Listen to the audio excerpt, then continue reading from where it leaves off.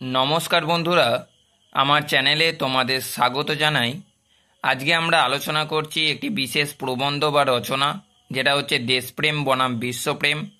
এই রচনাটি ক্লাস 10 অর্থাৎ মাধ্যমিক ছাত্রছাত্রীদের ও উচ্চ মাধ্যমিক ছাত্রছাত্রীদের খুব গুরুত্বপূর্ণ একটি রচনা বা প্রবন্ধ।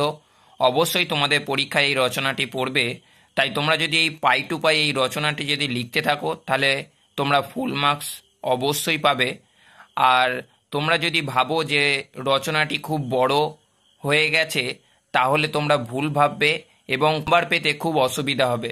তাই তোমরা ভিডিওটি শেষ পর্যন্ত দেখো, আর ভিডিওটি যদি বেশিও যদি হয়ে থাকে তোমরা এই রচনাটি লিখে আসবে, অবশ্যই তোমরা ফুল মার্কস পাবে।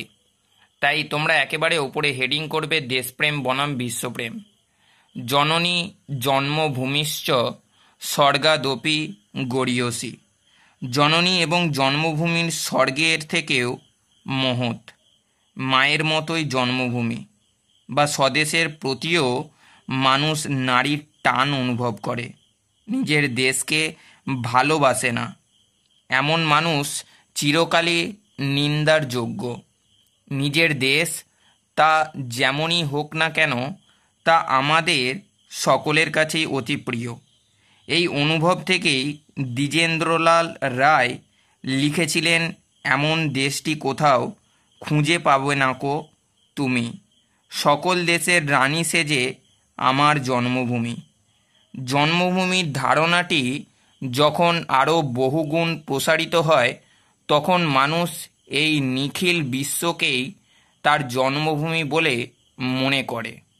অন্তহীন মহাকাশে ভাসমান অসংখ্য গ্রহ নক্ষত্রের মাঝে পৃথিবী নামক গ্রহটি তার জন্মভূমি হয়ে ওঠে।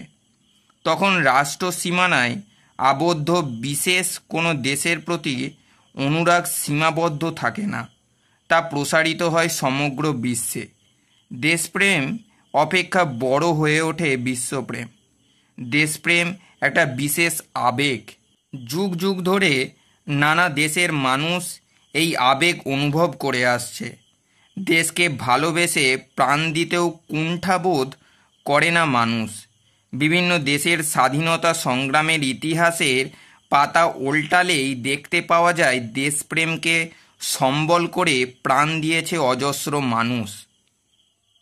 ভারতের স্বাধীনতার ইতিহাস পর্যালোচনা করলেও আমরা দেখতে পাই শত শত সংগ্রামী নির্ভয়ে এগিয়ে গেছে পুলিশের বন্দুকের সামনে। হাসি মুখে গলায় পড়েছে ফাঁসির দড়ি।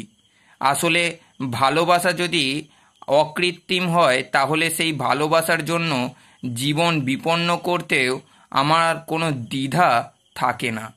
তবে দেশপ্রেম মানেই যে কেবল জীবন বিসর্জন দেওয়া তা নয়, দেশের প্রতি ভালোবাসার প্রকাশ নানাভাবে ঘটতে পারে। জীবনানন্দের মতো কবি যখন বলেন, আবার আসিব ফিরে ধানসিঁড়িটির তীরে এই বাংলায়, কিংবা অতুল প্রসাদ বলেন, ভারত আবার জগৎ সবাই শ্রেষ্ঠ আসন লবে, তখনও কিন্তু গভীর দেশপ্রেম পরিচয়ই ফুটে ওঠে। দেশপ্রেম চিরকালই মানুষের একটি মহৎ গুণ রূপে বিবেচিত। তবে এই দেশপ্রেম কখনো কখনো সংসার মূর্তিও ধারণ করতে পারে। নিজের দেশকে ভালোবাসতে গিয়ে যদি কোনো দেশপ্রেমিক অন্য দেশের প্রতি অসহিষ্ণুতা প্রদর্শন করে তাহলে তা নিঃসন্দেহে আতঙ্কের কারণ হয়ে দাঁড়ায়। বর্তমানে পৃথিবীতেও অনেক সময় দেশপ্রেমের এই উগ্র রূপে চোখে পড়ে। এই দেশপ্রেম সংকীর্ণ স্বদেশের প্রতি অনুরাগ যদি অন্য দেশের প্রতি বিদ্বেষ জাগিয়ে তোলে তাহলে সেই স্বদেশ অনুরাগ পৃথিবী থেকে যত দ্রুত বিলুপ্ত হয় ততই ভালো। সংকীর্ণ দেশপ্রেম পৃথিবীর বুকে সৃষ্টি করে গভীর সংকট। কিন্তু মানুষ যদি নিজের দেশকে ভালোবাসার সঙ্গে সঙ্গে অন্য দেশের প্রতিও সশ্রদ্ধ মনোভাব পোষণ করে তাহলে তা অত্যন্ত মঙ্গলের। পরদেশ সম্পর্কে সহিষ্ণুতা ও উদারতা থাকলে দেশপ্রেম থেকে বিশ্বপ্রেমে উত্তরণ সম্ভব। আর দেশপ্রেম যদি কেবল নিজের দেশকে নিয়ে উগ্র উন্মাদনার সৃষ্টি করে তবে তা হয়ে ওঠে বিশ্বপ্রেমে অন্তরায়। নিজের দেশকে নিয়ে মত্ত তাবৎসৎ অন্য দেশের প্রতি যে অবহেলা, তাতে বিশ্ব জুড়ে লড়াইয়ের মনোভাবই প্রশ্রয় পায়। দেশ বা রাষ্ট্রের সীমানা নিয়ে যে বিদ্বেষ বা যুদ্ধ, তা সম্পূর্ণ অর্থহীন। মানুষকে যদি আমরা দেশ, জাতি, ভাষার গণ্ডির মধ্যে আবদ্ধ না রেখে শুধু মানুষ হিসেবে বিচার করি, তাহলে বিশ্বের সমস্ত মানুষকেই আমরা আপন ভাবতে পারি। কবি সত্যেন্দ্রনাথ দত্ত বলেছেন, জগৎ জুড়িয়া এক জাতি আছে, সেই জাতির নাম মানুষ জাতি। এক পৃথিবীর স্তন্যে লালিত একই রবি শশী মোদের সাথী। এই ভাবনা মনের মধ্যে স্থান পেলে সমস্ত সংকীর্ণতার অবসান ঘটতে বাধ্য।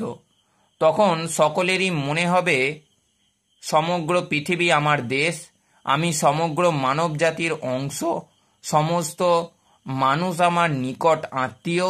দেশপ্রেমের থেকেও বিশ্বপ্রেম অনেক মহৎ, তাই বিশ্বপ্রেমই আমাদের লক্ষ্য হওয়া উচিত।